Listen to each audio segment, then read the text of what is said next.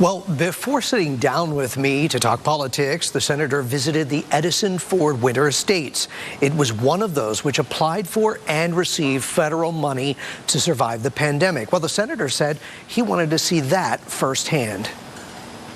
Had that not existed, it's real questionable whether places like this, where they would be today in terms of workforce and in terms of being in a position to reopen and let anybody back at all. It could have been a catastrophic loss. Your thought on how we've handled things? Better than almost anyone else. I think you have to judge Florida ultimately by perhaps the best test you can apply to it of all, and that is people are moving here. When do you think we will get back to normal? I'm pretty confident that every week and month that goes by, as more people get vaccinated, we're going to feel more comfortable. What do you say to folks who still haven't gotten it and some who say they don't want it? I would hope that most people will take it because the more people are vaccinated, the safer we all are going to be. Have you been to the border and the crisis that's unfolding there? I just did a story this week about possibly 1,000 kids or more coming to Florida because we're running out of room there. It's the direct consequences of the rhetoric and decisions made by this administration that has created this massive crisis. And they will run out of room, and they already have in many facilities,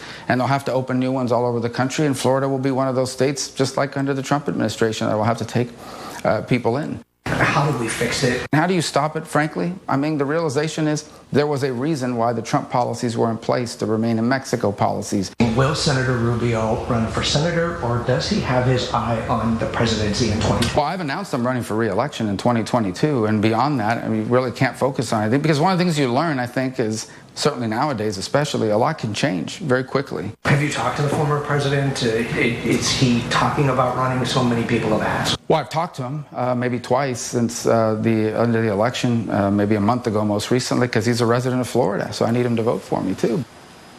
Now, the congressman did go on to tell me that he has not directly talked to the former president about whether he will run. He says that if he does choose to run, that he will likely be the party's nominee, calling Trump the most popular and influential Republican in the country.